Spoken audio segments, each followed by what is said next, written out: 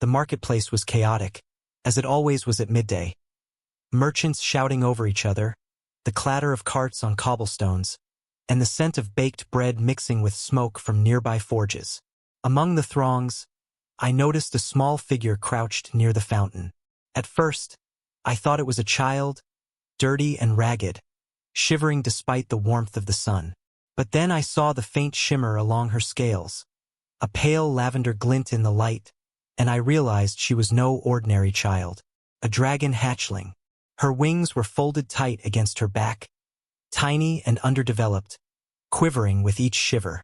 She had tried to scavenge scraps from overflowing market stalls, but the merchants waved her away angrily, and the townsfolk sneered, tossing her unwanted morsels that were too hard, cold, or otherwise inedible. She picked them up anyway, her claws trembling as she attempted to gnaw at a stale piece of bread. A group of children nearby laughed at her. "Gross! A dragon eating our scraps," one called. The others joined, their laughter ringing cruelly through the square. I stopped dead. I hadn't planned to intervene. Humans rarely interacted with dragon hatchlings outside controlled enclosures, but something about the way she flinched, her small body huddled against itself, broke through my caution. My stomach tightened. Hunger is something no living creature should endure alone. And yet here she was, trembling and desperate while everyone else found amusement in her misery. I set down my pack and knelt beside her, careful not to startle her. "Hey," I said softly, holding out a piece of bread I had taken from my own lunch. "Eat with me." Her eyes, large, luminous, and filled with hesitation, met mine.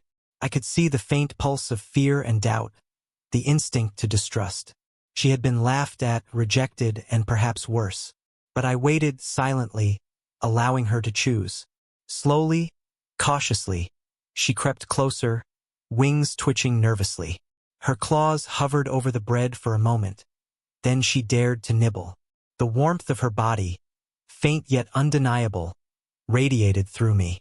Not just heat, but trust. Connection. I smiled gently. "Good. That's good." Around us, the laughter continued for a few moments, then began to fade as others noticed I had knelt beside her. Some shook their heads, some whispered, but none interfered. For the first time, she had a moment of safety, a moment to eat without fear. As she nibbled, I watched her closely. She was thin, frail, and exhausted, but not broken. There was intelligence in her eyes, and a spark of curiosity that refused to be extinguished. She paused, tilting her head toward me, and let out a tiny melodic chirp. "You're okay," I murmured. "You're safe with me." It was a small gesture, but for a dragon hatchling alone in a human world, it was everything. I could feel the pulse of her heartbeat sinking, faintly, with mine. Not the bond of magic or lineage, yet, but a fragile thread of trust being woven in a world that had offered her nothing but ridicule. Around us, the market continued, oblivious to the silent moment of understanding between human and dragon. I fed her bite by bite, careful to gauge her reaction, careful not to frighten her away. Each swallow she managed seemed to ease some of the tension in her body, and each glance she cast toward me was less fearful and more inquisitive. I realized then that this was only the beginning. A meal was a start, but survival, and perhaps something greater, depended on more than food. It depended on trust, on patience, and on the willingness to see a creature as more than a joke or a nuisance. The hatchling blinked at me again, eyes shining with faint tears of relief. I held her gaze and whispered, "We'll figure this out, together." And for the first time that day, she didn't flinch at the world around her. She only looked at me, ready to learn, ready to trust, ready to survive. After the initial meal, I didn't move from the fountain. The small dragon hatchling stayed close, hesitating at first, then gradually inching nearer as if my presence offered a fragile sort of safety.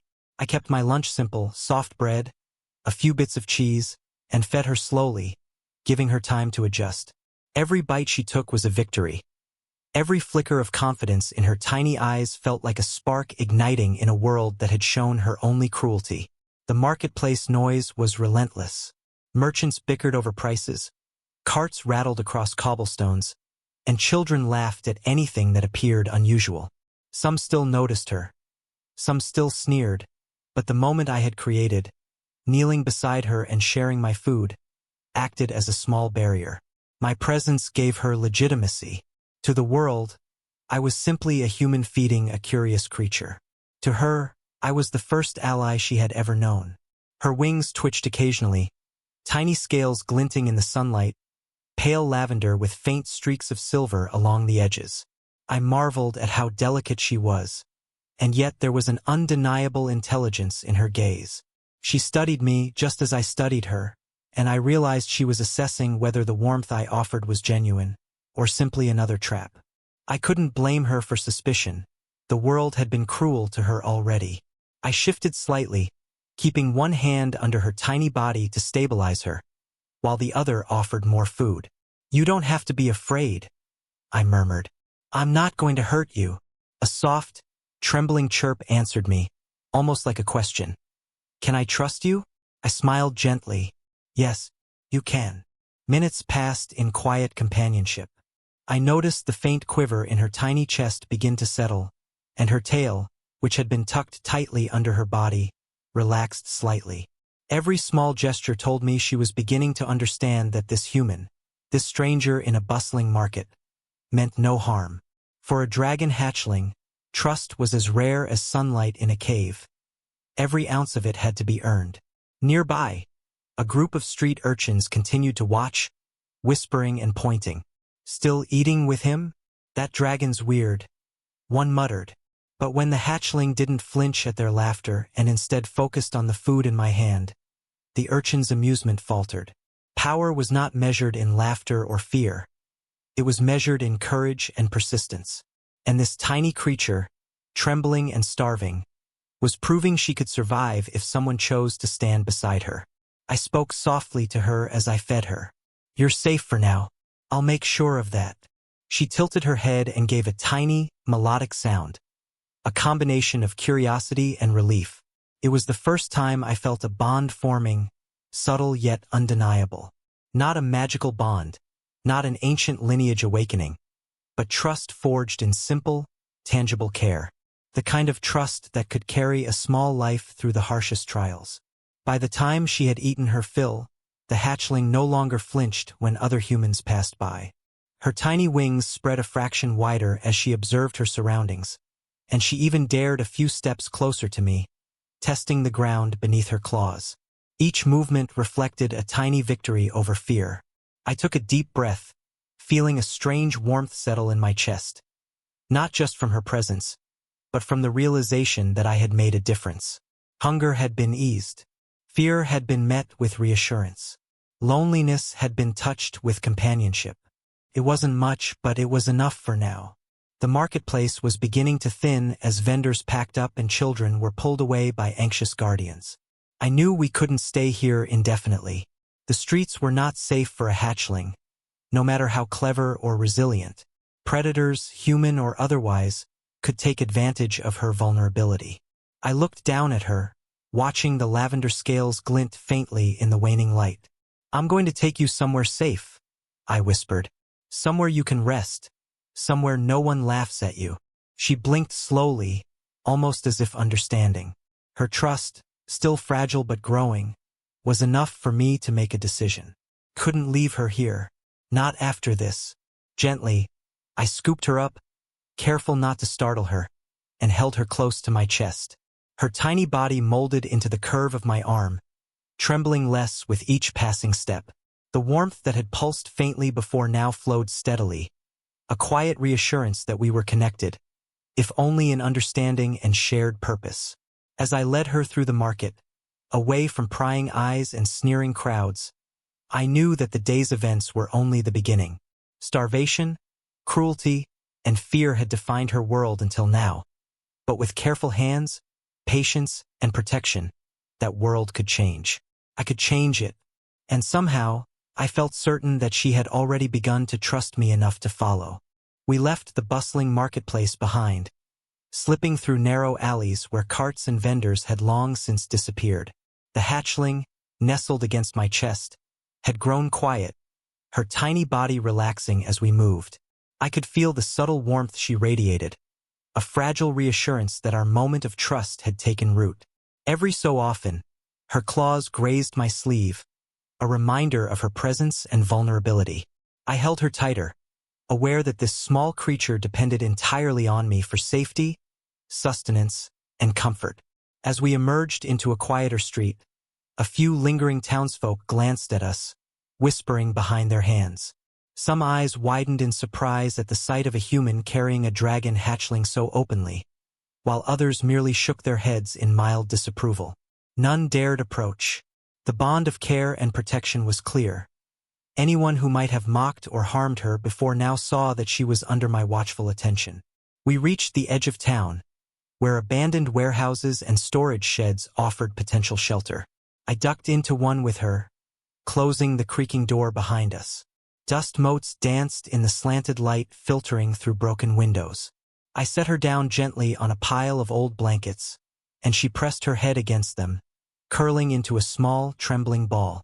Her breathing had steadied, though it was still uneven, and her wings twitched occasionally as if dreaming of stronger skies. "Eat something more," I murmured, offering her a few soft scraps I had saved. She sniffed them warily before accepting, and I watched carefully, ensuring she swallowed safely. The simple act of nourishment seemed to bring her more than physical relief. It brought a spark of confidence. Each bite she managed to eat made her posture just a little more upright, her wings relaxed just slightly. I realized then that care was more than providing food. It was giving her permission to feel secure, to exist without fear. Outside, the wind howled, rattling the warehouse walls, but inside, a fragile bubble of warmth formed between us. I leaned closer, brushing frost and dust from her scales. Her eyes met mine, wide and luminous, filled with curiosity and a trace of relief. She chirped softly, a delicate sound that vibrated faintly in my chest as I held her hand.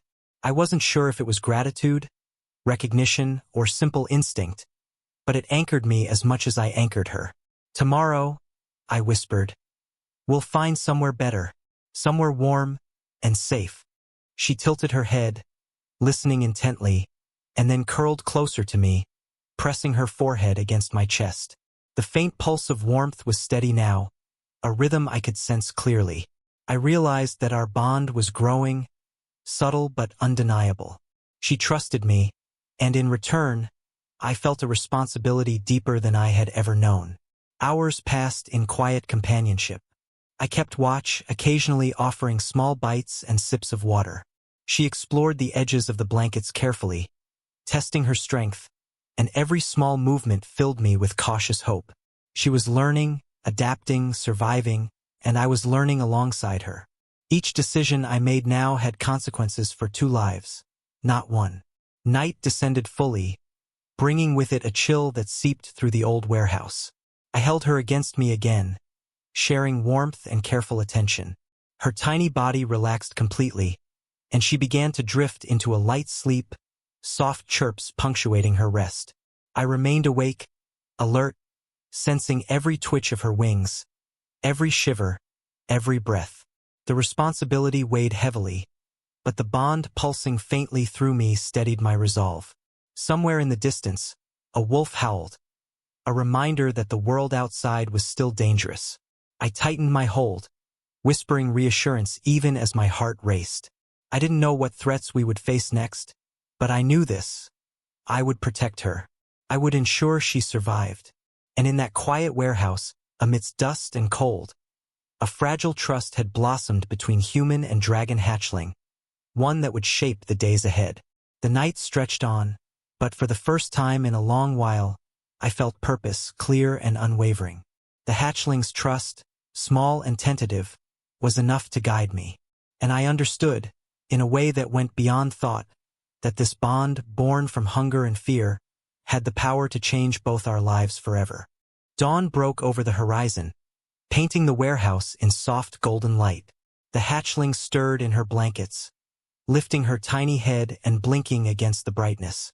Her wings twitched experimentally, testing strength that was still fragile but gradually growing. I leaned closer, brushing a strand of dust from her scales, marveling at how delicate and luminous they were. Pale lavender streaked with silvery edges that caught the morning light.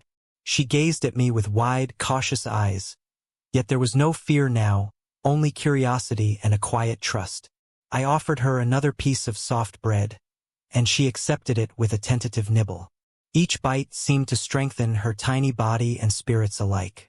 As she ate, I reflected on how fragile life could be, and how much responsibility came with choosing to protect it.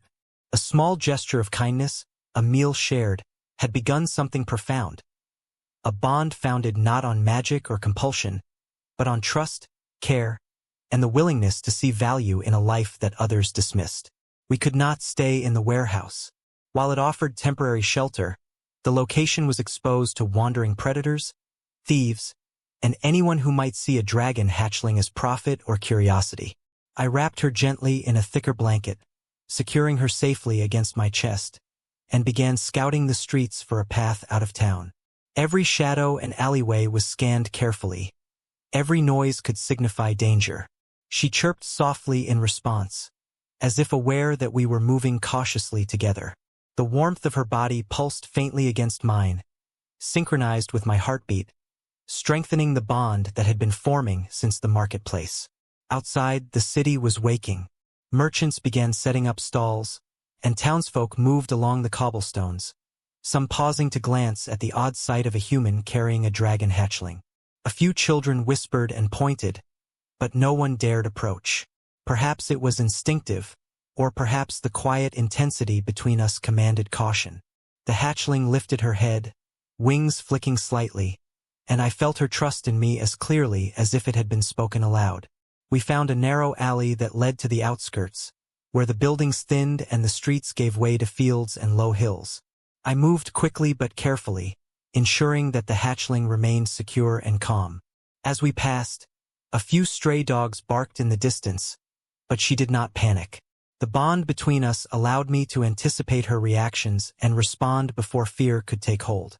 I could feel her pulse quicken slightly with every sudden sound, and my own awareness sharpened instinctively to guide and protect her. Hours passed as we left the town behind, moving through open fields and patches of woodland. I kept her close, speaking softly to reassure her, even though she could not understand every word. Each gentle tone, each deliberate motion, each shared heartbeat strengthened the connection. It was subtle, yet undeniable. A thread binding our lives together, a bond that had begun with a simple act of kindness and was now growing into something far stronger. By mid-afternoon, we reached a shallow stream that offered fresh water and a place to rest. I set her down gently on a soft bed of grass, allowing her to drink small sips while I kept watch. Her wings twitched and stretched, small muscles flexing, and I felt a surge of hope. She was fragile, yes, but resilient, and she had me now, someone who would not abandon her. The sun began to dip lower, casting long shadows across the land. I wrapped her in blankets once more and held her close, feeling her tiny claws clutching my sleeve. The warmth between us pulsed steadily, no longer just physical heat, but a resonance of trust, safety, and mutual reliance. I realized then that our journey was only beginning. The world outside could be cruel, the path ahead uncertain, but we were not alone. For the first time since finding her, I felt a quiet certainty. We would survive this, together. The hatchling's faint chirps were soft and content now, her eyes half closed as she rested against me. And as I looked out across the twilight hills, I understood something profound. A meal shared, a hand extended in compassion, could start a bond stronger than fear, stronger than doubt, stronger than the world itself. The night would bring new challenges, but for now, she was safe. For now, she trusted me, and that trust would carry us forward, step by careful step, into whatever lay ahead. Night had fallen fully, blanketing the hills in darkness punctuated only by the faint glimmer of stars overhead. I held the hatchling close against my chest, her tiny claws lightly gripping my coat as we moved cautiously through the uneven terrain. Each step was deliberate, the soft rustle of grass and brush amplified in the still night air. The bond between us pulsed faintly, a rhythm of trust and awareness that guided every movement. I could feel her tension, her fatigue, and the tiny spikes of fear whenever a shadow shifted.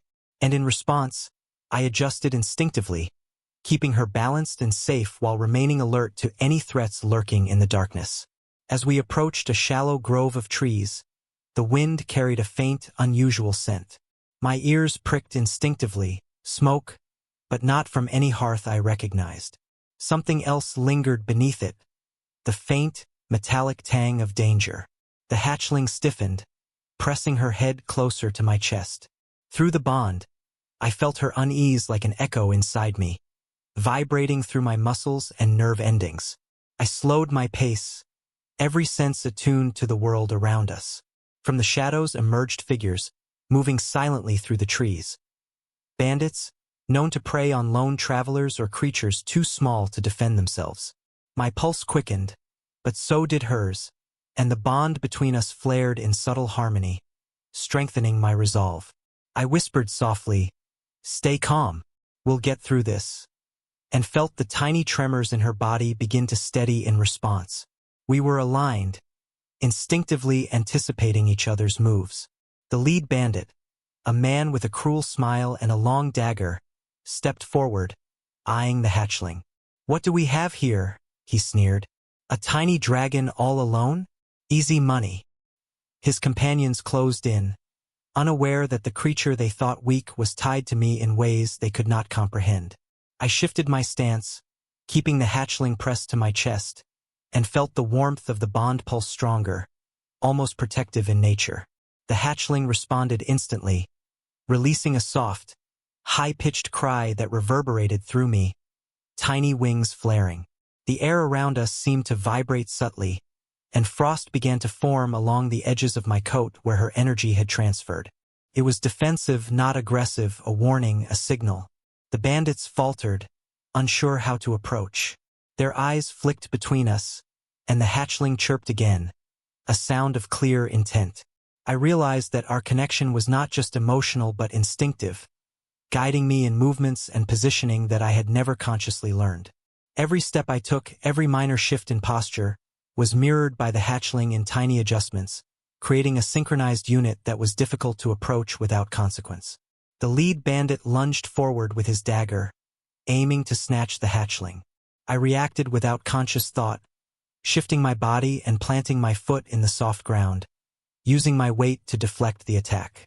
Simultaneously, the hatchling flapped her wings violently, generating a small burst of wind that knocked the man off balance. Frost appeared along the blade, freezing the metal edge temporarily and startling his companions. The remaining bandits hesitated, glancing at each other nervously. The hatchling let out a sharper cry, and I felt the bond pulse again, warning me of movement to our left. A figure emerged from the trees, a young scout from a nearby village, carrying a lantern and shouting. The bandits cursed and scattered into the shadows, unwilling to risk confrontation. I knelt immediately, pressing the hatchling close and checking for injuries. Her tiny chest heaved with exertion, wings fluttering weakly, but she was unharmed. I felt the bond hum faintly, a comforting pulse, as if the hatchling herself was expressing relief. My own heartbeat slowed, and the tension in my muscles eased. "You did well," I murmured, brushing the frost from her scales. She chirped softly, pressing her head against my arm, and the bond thrummed warmly, reinforcing the connection that had grown through fear, trust, and survival. The scout from the village approached cautiously. "Are you okay?" he asked, eyes wide as he took in the tiny dragon and the frost along my coat. I nodded. "We're fine," I replied. "Thanks to her courage and a little luck." The hatchling blinked at him, curious but cautious, and I smiled gently. "She's stronger than she looks," I said. As the scout retreated to alert the village, I looked out across the darkened hills. The night had been dangerous, and yet, through every threat, the hatchling had not faltered. Not because she was fearless, but because we had faced it together. The bond between us had grown stronger with each shared heartbeat, each instinctive movement, and each moment of trust. I adjusted the blankets around her tiny body, keeping her warm and secure. "We've survived tonight," I whispered, and we'll survive tomorrow. Together, she chirped softly in response, curling closer, and the rhythm of her heartbeat pulsed through the bond in perfect synchrony with mine. The stars above glimmered faintly through the trees, silent witnesses to the first night we had truly depended on one another. And in that quiet, I understood something profound. The bond we shared was no longer fragile. It had been tested, strengthened by fear and trust, and would carry us forward through whatever dangers awaited. Tomorrow the world might laugh again. Tomorrow threats might appear. But tonight, a human and a dragon hatchling had faced the darkness together and survived. That survival and the bond it forged was only the beginning.